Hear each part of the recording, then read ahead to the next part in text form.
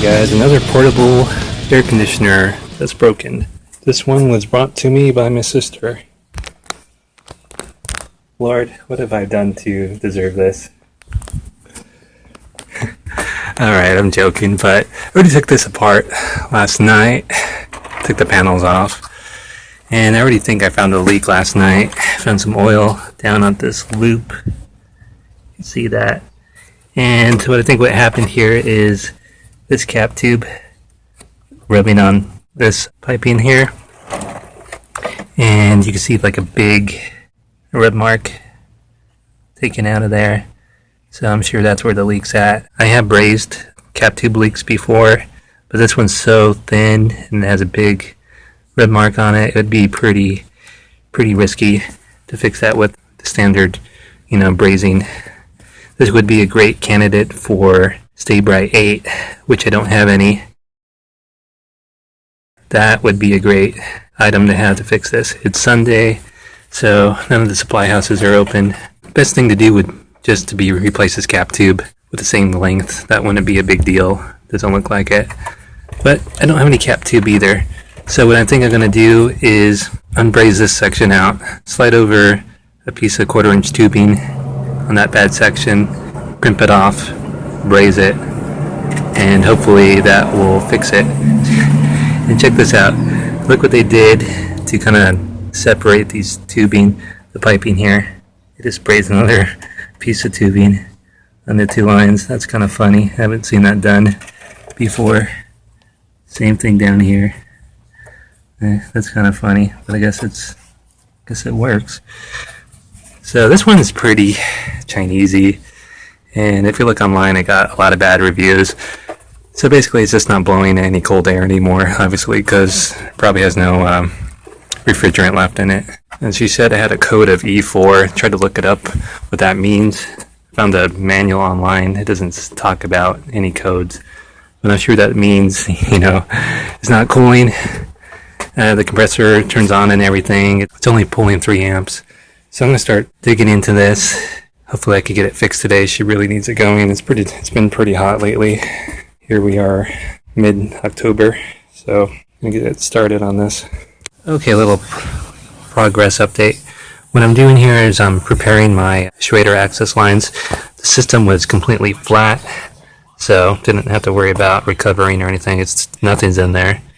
So what I did was I cut out a little section here in the suction line. This is 3/8, so I have a 3/8 slide on Schrader access T. I'm getting ready to get that going.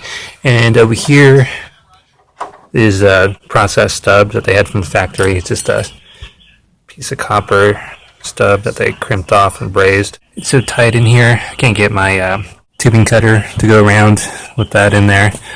So what I did was I just used my dikes, just go around, kind of score it, and then eventually cut it, kind of make it semi-decent cut. So I got that in here, and this is a 1/8 access line. Slide that in there. What I'm going to do is just, crimp that a little bit, braze that in. What I think I'm going to do is I'm going to get the nitrogen going. I'm going to leave these loose and maybe purge in some nitrogen as I unbraze this section here. I could just take this guy out and let this be the purge port.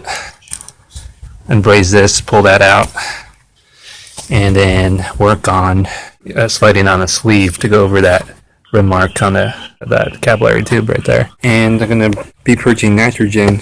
If this was R22, I probably wouldn't bother, but it's always a good idea to do it, especially with cap tube systems. So what I'm going to do, I'm going to nitrogen purge it.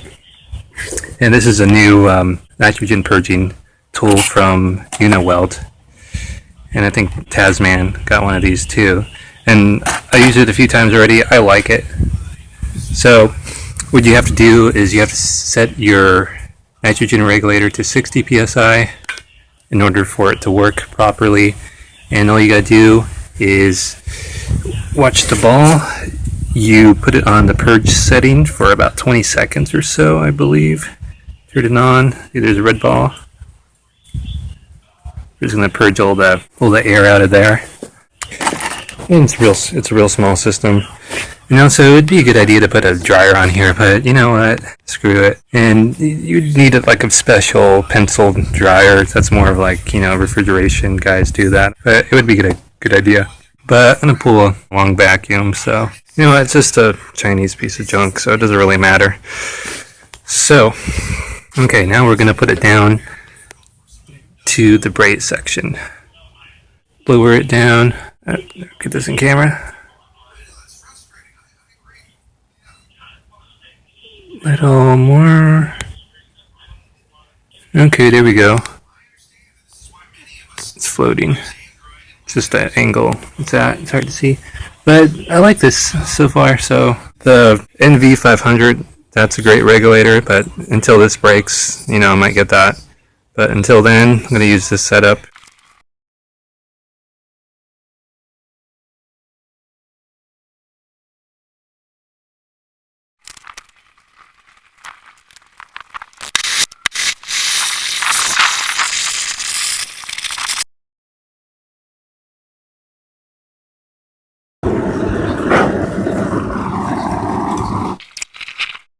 Anyway, got that cap tube unbrazed. It's a little sloppy with my torch. You know, sometimes it can be sloppy with my torch, and I'm not looking where the other end's going. And you probably saw on the video, I caught this on fire. My purge hose didn't damage it that bad, but that sucks. But hope it's not a sign of things to come. I need to take a break and drink some water. It's gotten pretty hot today. So I got that out. And now you can see this leak on this cap tube a little better. Good focus. Anyway, it's hard to see, but it's really thin and there's a fracture on there, so pretty sure that's where the leak's at. So what we're going to do, cut a little piece of 1/4 inch copper. I have a little curve on it, so to kind of match some of the curve of the tubing here.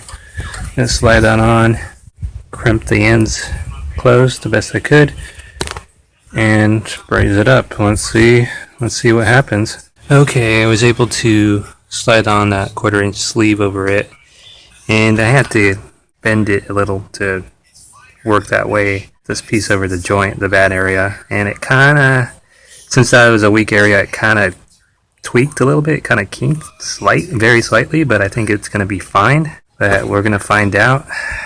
Just got to keep that in mind, you know, that was a weak area, and while I was bending, you know, over here, it kind of naturally wanted to bend at its weakest point, but it wasn't that bad. So hopefully it's going to be fine. Got these new pliers from Sears. They're Craftsman, but really they're Knipex Cobra pliers. These are the 7-inch, and you get 10-inch. It's a 2-piece set. I was thinking to myself, what am I going to do with this little pliers? This one's, I think, a 7. And it's pretty small, but actually, you know, it came in handy for crimping the ends on the end of the pieces. So, I actually enjoyed using these little ones for the first time. So, that's kind of cool. Thanks, Emin, for the recommendation. I think he did a little recommendation on his little video bag maintenance video. Anyway, I'm gonna start to braise this up. We're gonna nitrogen purge again, and hopefully we won't burn anything this time. Alrighty.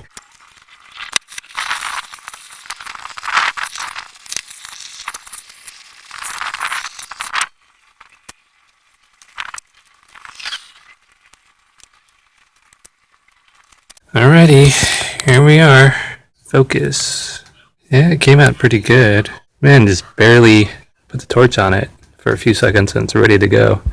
I probably would have definitely blew a hole through that cap tube. So this is 1/4 inch sleeve on there. I was just looking to see if I got everything. It's kind of dark.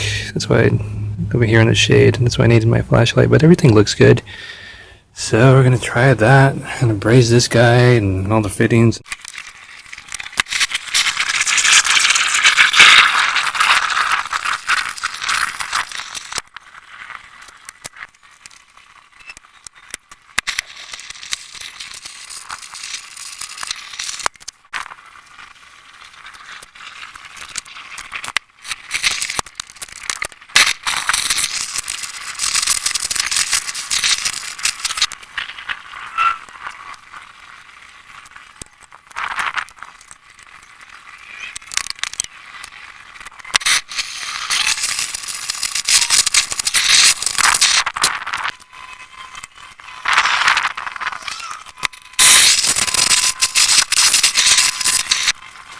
Okay, got this suction line tap raised in.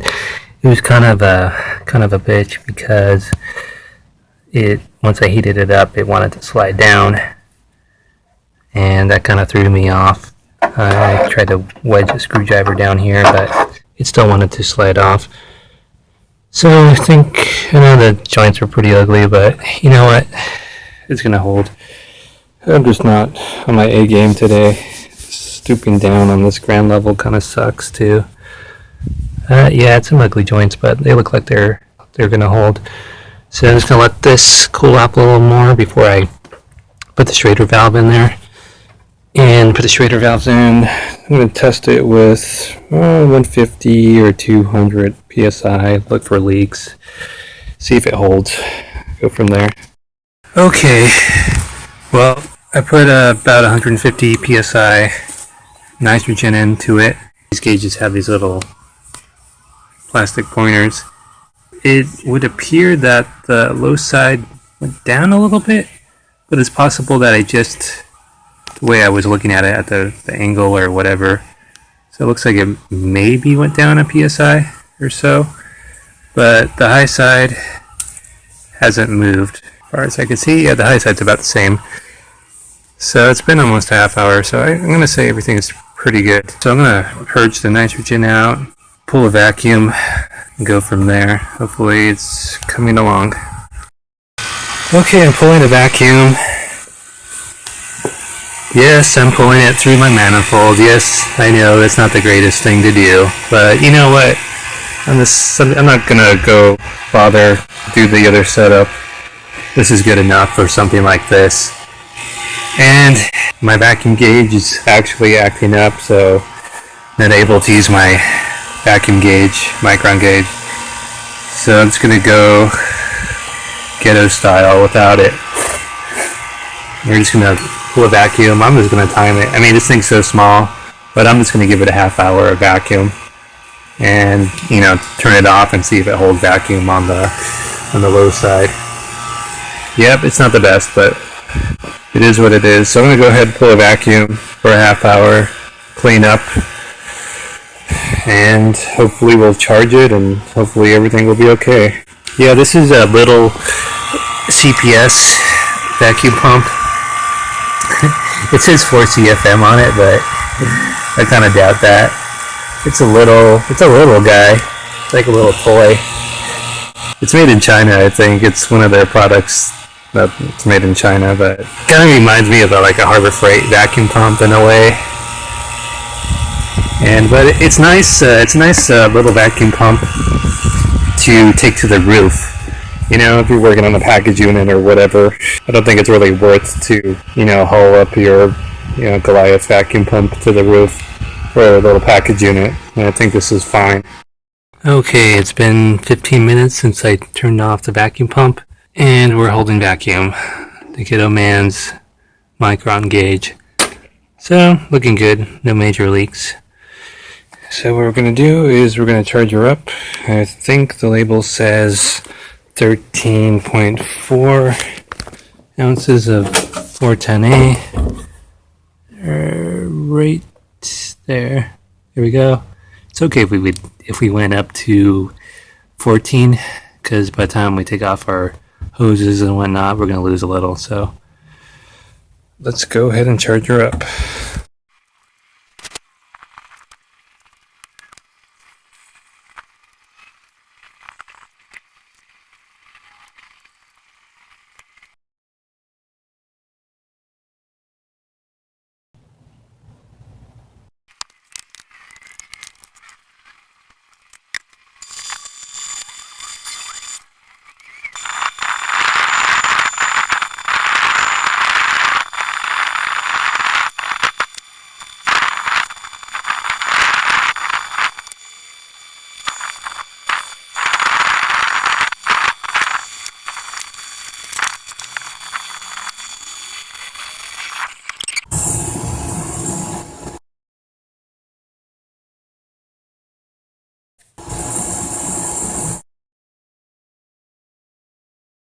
Well guys, putting on the panels back on so I could get everything going. was putting on the back panel, and I was like, there's all different sizes of screws. So I was like, oh, the long one is okay for the long one to go here. I was pretty sure. Nope, I was wrong. I bent this back, and I blew a hole. Cut a hole through right here.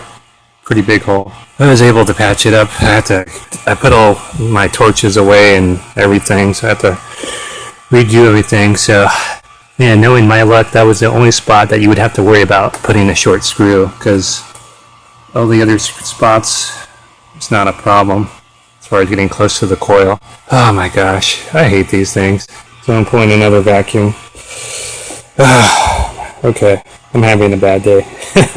Okay, all done. What I had to do to charge it up was put a little cardboard here so the hoses could fit through, because the air will get bypassed through here. I just kind of got worried that there's some bubbles cascading down the coil, but that's because it drains from the evaporator down, and I sprayed some soap bubbles up there. So hopefully everything's okay. It was like bubbling and I got worried. It's just soap bubbles. I think I ran out of R22. I think I got 12 ounces in there. So, putting out a 10-degree split. Spoke to my brother. He says that's what seems like they do. You think I would know since I work on these so much. But he has one and it's about a 10-degree split. It's nothing spectacular. I think it's a little low, but I could always add a couple of ounces later on. I'm all out of this stuff.